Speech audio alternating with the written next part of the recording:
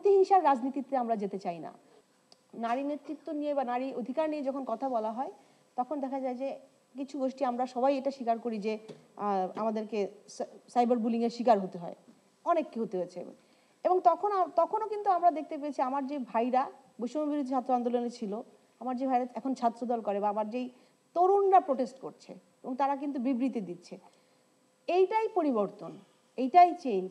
আমরা যেটা চাচ্ছি আসলে সেই পরিবর্তনটাকে বাংলাদেশের রূপরেখায় আনতে, যেই রেখাটা আসলে আমাদের নতুন যেই ভাইয়েরা তাদের চোখে দেখি, যারা এখনো নতুন ভোটার, যারা হয়তো প্রথম তাদের মত প্রকাশ করবে, এবং সেই মত প্রকাশের জায়গাটায় তারা যেন তাদের নিজস্ব মতামতে জনপ্রতিনিধি আনতে পারে, যারা বাস্তবায়ন করতে পারবে সেই বাংলাদেশকে, যেই বাংলাদেশের স্বপ্নটা তারা দেখেছে, যেই বাংলাদেশটা আমরা প্রত্যেকটা গ্রাফিতিতে দেখেছি জুলাইয়ের আন্দোলনে। আমি আশা করব সকল রাজনৈতিক দল, যেমন আমি এখানে বাংলাদেশ জাতীয়তাবাদী দল থেকে, আরমান ভাই বাংলাদেশ জামায়াতে ইসলামী থেকে, এরকম আরও যারা আছেন, প্রত্যেকটা দলেরই উচিত সেই লক্ষ্যেই কাজ করা। এবং যেটা বললেন যে প্রতিহিংসার রাজনীতিতে আমরা যেতে চাই না, প্রতিহিংসার রাজনীতির জন্যই কিন্তু আমার ভাইদেরকে গুমের শিকার হতে হয়েছে, প্রতিহিংসার রাজনীতির জন্যই কিন্তু আমার ভাইদেরকে, হাজারো ভাইদেরকে এক্সট্রাজুডিশিয়াল কিলিংয়ের শিকার হতে হয়েছে।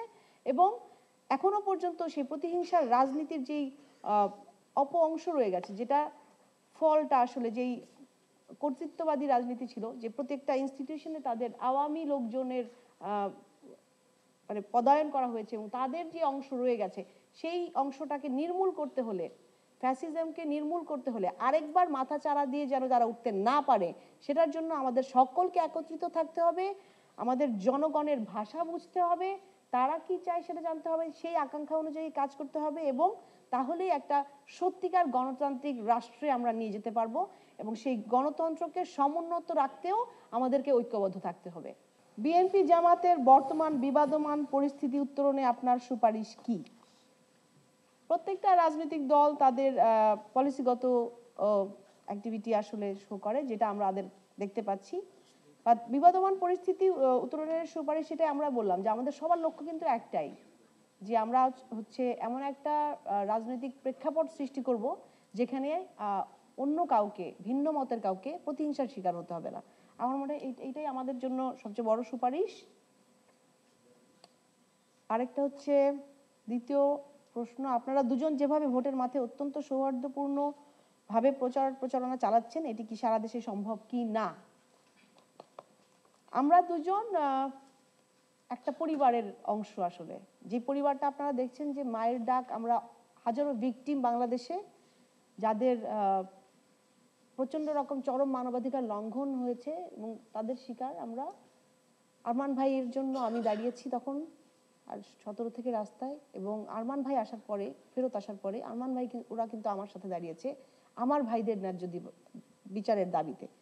তো এইটাই হচ্ছে আসলে সৌন্দর্য। আমরা ভিন্ন মতের হতে পারি, ভিন্ন দলের হতে পারি, কিন্তু অধিকার আদায়ের দাবিতে, ন্যায় বিচারের দাবিতে, জনগণের অধিকার রক্ষার দাবিতে আমরা কিন্তু একই। তো সেইটাই আসলে মুখ্য উদ্দেশ্য হওয়া উচিত। বাকিদেরও আমার মনে হয় জানা উচিত, চেনা উচিত যে আসলে জনগণ এখন কোন দৃষ্টিতে দেখছে, আমরা আসলে কি চাই। ফ্যাসিবাদ বিরোধী শক্তিগুলোর মধ্যে যে অনৈক্য এখনো বিদ্যমান, তাতে ফেব্রুয়ারির নির্বাচন আয়োজনে কোনো বাধা সৃষ্টি হবে কি না? ফ্যাসিবাদ বিরোধী শক্তিগুলোর মধ্যে যে অনৈক্য, তাতে আসলে আরো অনেক কিছু যুক্ত, যেটা আমরা সবাই জানি। যে এখানে শুধুমাত্র যে এই বিরোধী শক্তিগুলোর যেখানে মতের ঐক্য নাই, তার মধ্যে আরো অনেক কিছু কাজ করে, যে মেকানিজমগুলো, যেমন বহির্বিশ্ব থেকে বিভিন্ন দেশের ইন্ধন, যেগুলো হচ্ছে ফ্যাসিস্ট রেজিমের যে অংশগুলো রয়েছে, তারা কিন্তু এর মধ্যে অনেক কিছু, অনেক কার্যপ্রক্রিয়ার মধ্যে ঢুকে যাচ্ছে। এবং একটা তো অবশ্যই রিফ্লেকশন আমরা দেখতে পাচ্ছি, যে যেন বাধা সৃষ্টি করা হয়।